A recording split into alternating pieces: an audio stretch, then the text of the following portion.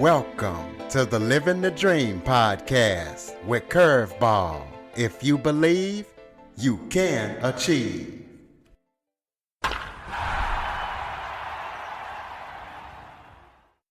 Welcome to the Living the Dream with Curveball podcast, a show where I interview guests that teach, motivate, and inspire. Today, we're going to be talking about disability advocacy, as I am joined by author, disability advocate, and accessibility educator, Jenna Udenberg. Jenna was diagnosed with juvenile arthritis at just 7 years old.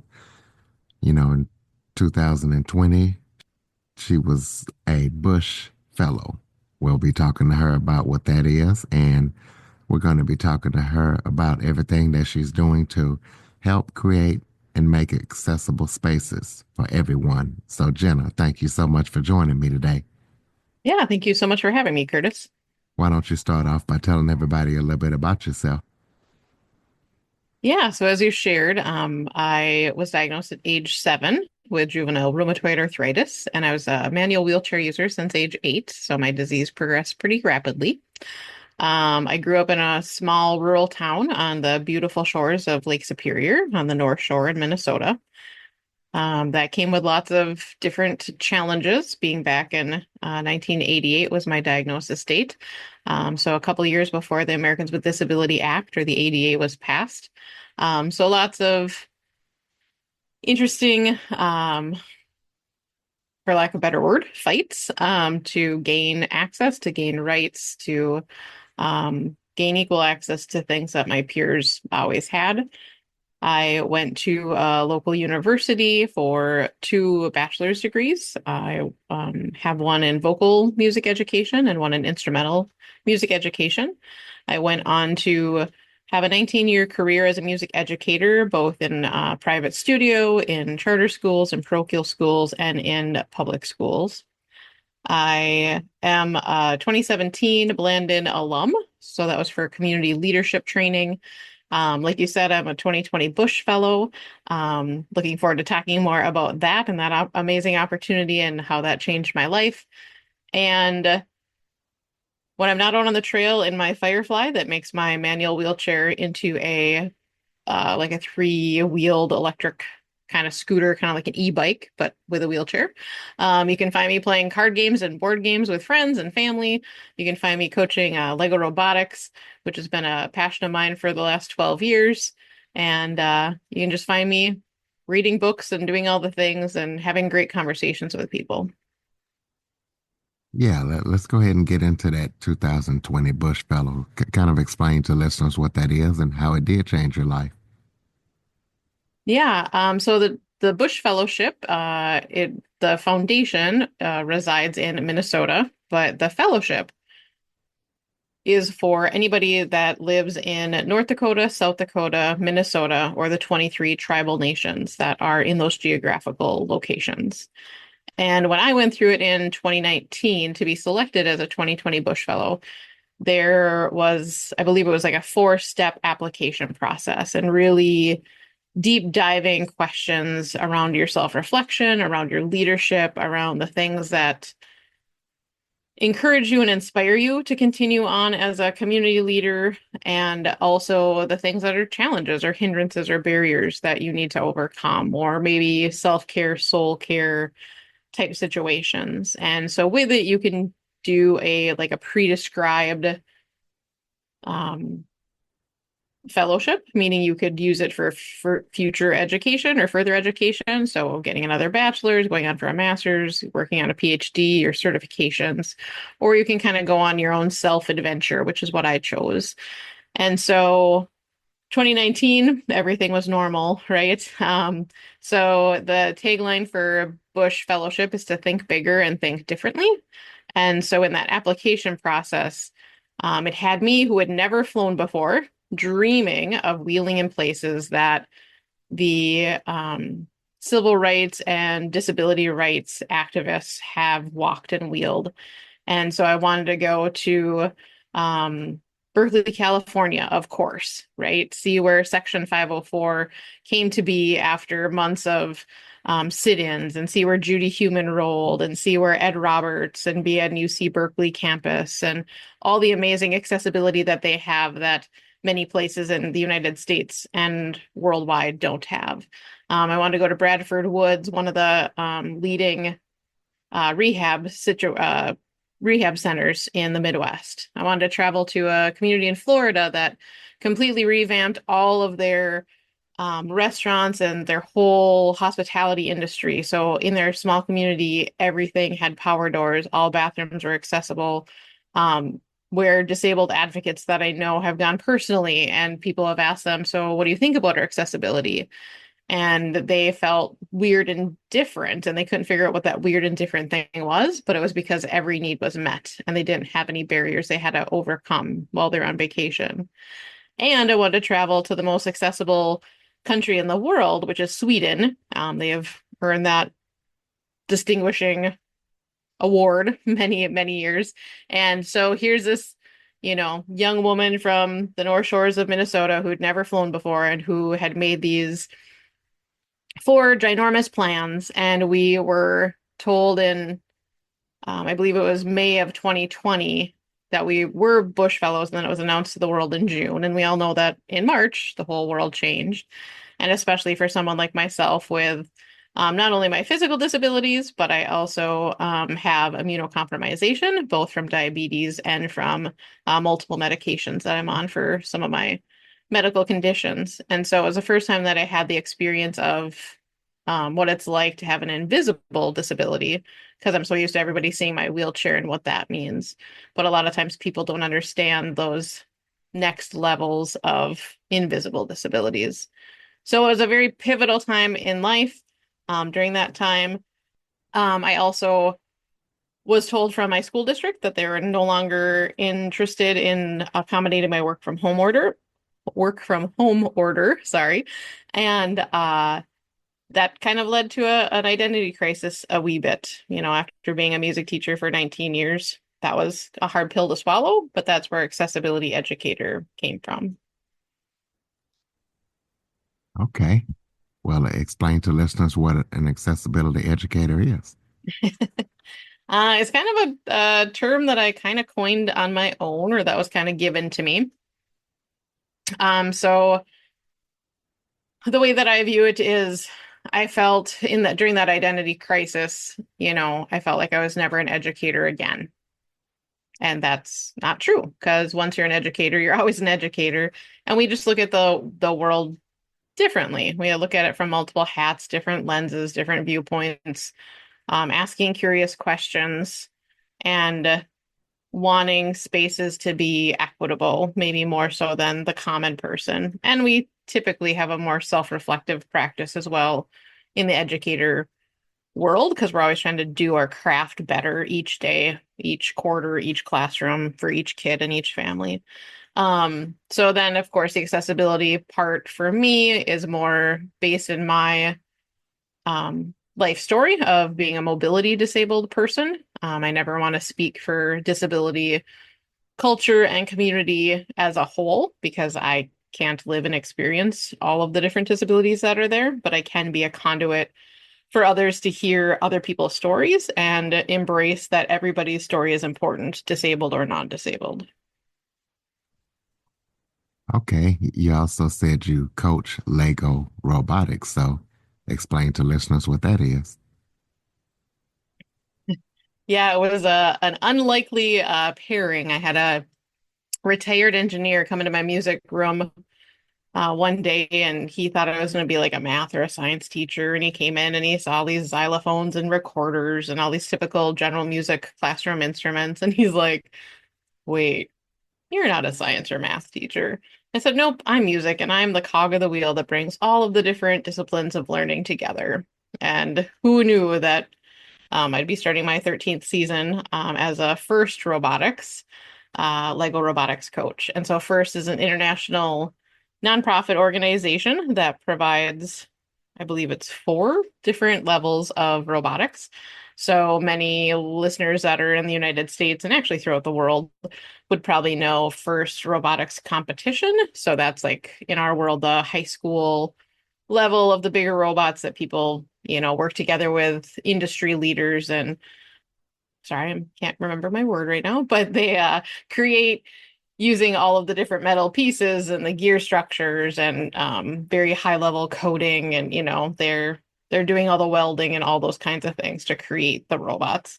My level would be the next level down, which is first challenge. And so every season, the beginning of August, internationally, it's announced what the theme for the season is going to be. So for this last year, the theme was submerged. And so every Lego Robotics team has to come up with a real world problem and a real world solution. So this year it was figuring out what do oceanic explorers encounter as barriers in their research, and what are things that these middle school, early high school kids can create to help them fix those problems that they encounter. And then another part of it is the core values. So we have practiced the 6 core values that first gives us. So it's discovery, fun, teamwork, innovation, inclusion, and there's one more I, but I'm on in the off season. But there's 6 of them, and it's great. It's one of the most important parts of the program for me. And then comes a robot game, which everybody thinks is like the most cool part because you get a specific map that has different colors, different themes. So on this board, you saw lots of waves and bubbles and coral and typical things that you would expect to see in the underwater. And then on the mat, you get about anywhere from 3,000 to 5,000 Lego pieces, and you get build instructions. So you have to make anywhere from like 12 to 15 mission models. And then your team has to design a robot and figure out how they can complete as many missions as they can in 2.5 minutes. And then they also have to do a robot design presentation for 5 minutes in front of judges, and then get 10 minutes of question and answers. And that's a similar format for the innovation project of the research project. So it's a very intense program. Our world usually goes from like August to March or April, depending on how far our team advances at the different regional, sectional, and state and worlds levels. But it's a great program. It helps the young people critically think. It helps them work together. It helps them learn how to problem solve. It helps them learn how to solve disagreements, work with adults, work on interview skills, presentation skills.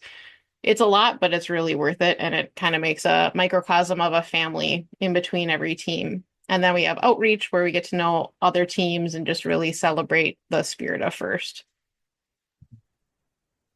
Okay, well, I know in your bio you talk about how disability is not a bad word. So explain to the listeners why you feel that way. So everybody experiences disability in some way, with 24 to 29% of the American population identifying as disabled. That number grows every day. And so disability culture and community is the most diverse minority group, and anyone can enter our culture and community at any moment, whether it's through accident or injury or medical condition. All of us will acquire a disability more than likely at some point of our life, or will be deeply impacted by someone we love or work with. Um, and so often disability has been a bad word. Society has turned it into something that we lack, something that we are not a part of. And so our community now is saying that it's not a bad word. It's something we all experience in some way or another. And we all have needs, and there's nothing special about our needs, right? We all have the need for belonging. We all have the need for community. We all have the need for food and restrooms and safe places. And so it's really just flipping the script of what's positive and what's negative. Okay, well, this next question is a two-part question. Why do you feel like accessibility and inclusion is important? And the second part is, why do you feel, people should go above and beyond the ADA code? That's great. Um, so accessibility and inclusion are huge because without either or both of them, like I said earlier, you don't have a sense of community, you don't have a sense of belonging.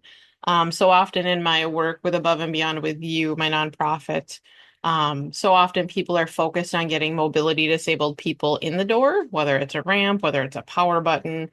Um, those are kind of the big ones. But then a lot of times they do those things, and then I'm in their spaces and I say, okay, so now what? And it kind of puts them back on their heels because they go, we haven't thought about that. So can we use the restroom there? Can we grab a cup of coffee? Can we go in the staff lounge area and make a lunch? Can we be an employee in your space? So there's a lot of next steps in what we are thinking. And so therefore, above and beyond the ADA code, the spirit of ADA when it came into being was not meant to be like, here's your checklist, and then therefore everyone that's disabled can now be a part of community, employment, all of those things.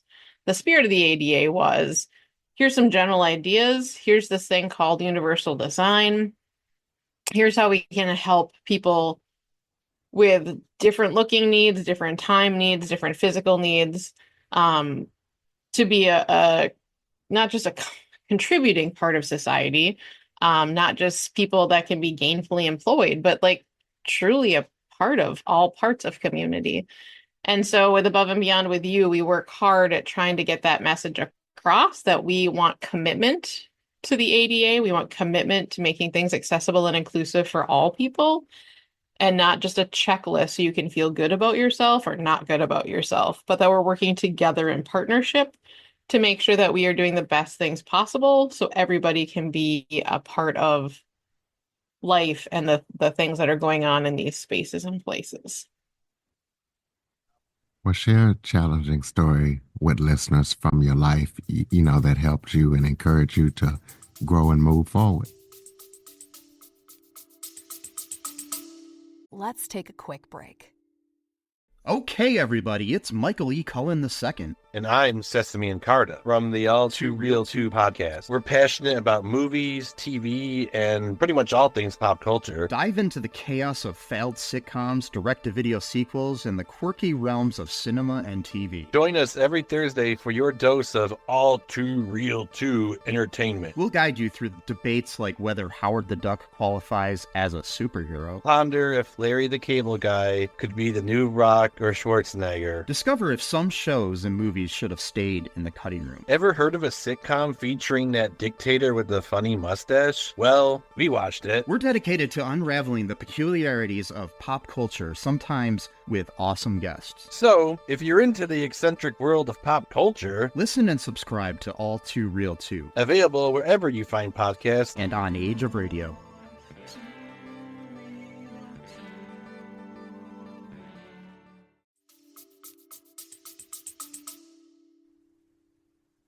There are so many. I would say the one I like to tell the most is I was a trumpet player, and early on in my 6th grade year, we had a phenomenal trumpet teacher and band director here in our small town. And I started experiencing where my right elbow was starting to fuse, which meant my elbow, by way of the arthritis, was super painful and it didn't want to bend anymore. And so naturally, I was just used to accommodating and adapting in my brain because I'd been doing it already for 5-6 years. And so I started playing the trumpet left-handed. And he came to me one day and he said, we don't do that here. There is no such thing as a left-handed trumpet player. And I perceived to use my stubbornness to prove him wrong. And so after a couple of years, he actually ended up retiring. And by the time I was in 8th grade, I had an 8th grade band director who invested a lot in me, not only in 8th grade, but throughout my high school career. And now she's a great friend and definitely still a mentor, and an important part of my tapestry of my life. And I talk about that in my book a lot, about how it's not just stories about me, but it's a story about all the people who make up who I am and the life that I've been given. And so she inspired me to become a band director, not because of the music history or the music theory or that I love certain composers, but for the fact that she treated me as someone that had value and that had meaning, and that it didn't matter if I was the first trumpet player, which I was, or if I was the last trumpet player, because every person has that musical ability, every person has worth, and she just really shaped who I became today and who I hope that I've inspired my former students and my current robotics kids to push farther and to push deeper and to find more about yourself, because you are important and your story is needed in this world and your voice is needed and your skills and talents are needed. Speaking of your book, go ahead and talk about that book. Let listeners know what they can expect when they read it, why you decide to write it, and where they can get it from. Yeah, the book is titled Within My Spokes, A Tapestry of Pain, Growth, and Freedom. I wrote it, or it was published in July of 2023, and you can get it on Amazon or anywhere where you buy your books. It comes in Kindle or ebook or paperback. And I'm hoping to release the audiobook this summer. So in writing this book, since I was a kid in all my different medical settings, I've always had providers say, Jenna, you need to write a book. Like the amount of life that you had lived, even as a young child, there's funny stories, there's painful stories, there's stories to learn from. And so when I was going through the Bush Fellowship and my whole life turned upside down, because obviously I wasn't able to go and do any of those trips, I had to figure out how to use that fellowship time, those funds, to make a bigger mark. And at that time, I had seen, I don't want to say an advertisement, but maybe a webinar about how now instead of using business cards, a lot of people are using a book. Tell your story, because you don't have time to go and have 300 coffee or lunch dates with people to tell your story. But you might have time to write a book within 6 months to a year. And then a lot of people get to know your story, and then they can reach out and you can make those partnerships and connections by way of story. And so I embraced that and went on the self-publishing journey, and my fellowship was able to pay for some of the writing training and classes and coursework that I was able to do in the process. And I had a great coach at the beginning of my journey there, and she gave me the permission to only write the things that I felt like I had mental and emotional capacity to write on any given day. So being a type A, I didn't have to write everything chronological order. I could jump around in my story and write the good things on the happy days and the hard things on the hard days.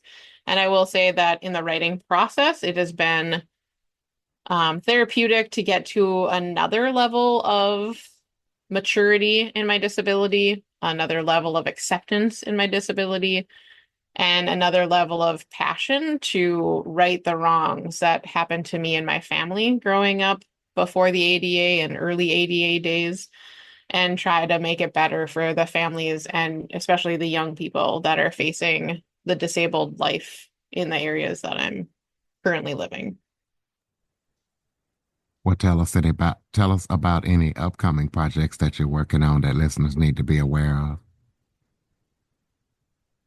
So I'm continually working with Above and Beyond with You, and listeners can find us on Facebook and LinkedIn and Instagram, as well as at our website, which is Above and Beyond with You, capital U.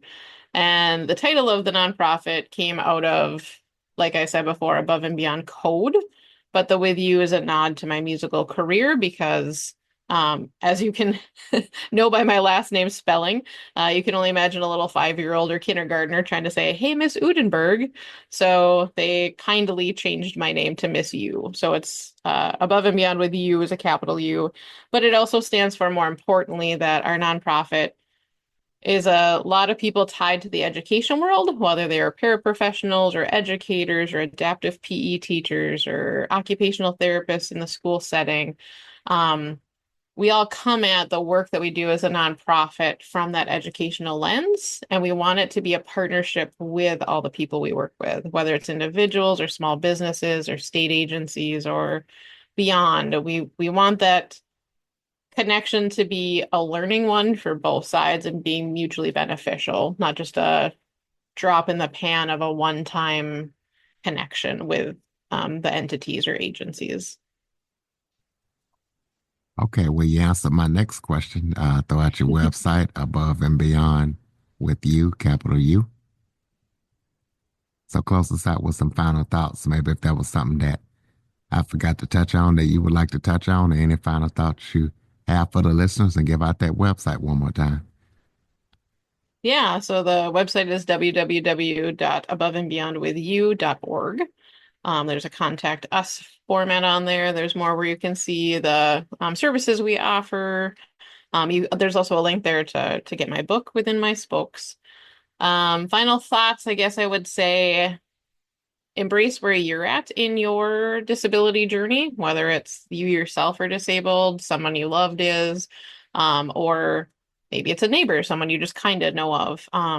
Embrace curious questions and try not to make assumptions. And when we know that we're making assumptions or living out of a bias, that we would take that extra time to really examine that and then also take times of change. So many times people tell me, "Oh, Jenna, you're so inspirational." And I want to come back and say, "Well, thanks for that." But that word seems very misguided sometimes. And so my next step is always like, so what are you inspired to do? What are you inspired to change? What are you inspired to continue to do? That is a good thing that's making life better for others and that we can all live in community together. All right, ladies and gentlemen, Above and Beyond with you, capital U.org. Please be sure to check out Jenna's book, check out everything that she's up to. Follow, rate, review, share this episode to as many people as possible. Jump on your favorite podcast app, follow the show, check it out, share it. If you have any guest or suggestion topics, the show has a new website. Please visit www.curveball337.com. Thank you for listening and supporting the show. Jenna, thank you for all that you do. Thank you for joining me. Thank you so much, Curtis. It's been great. For more information on the Living the Dream with Curveball podcast, visit www.curveball337.com. Until next time, keep living the dream.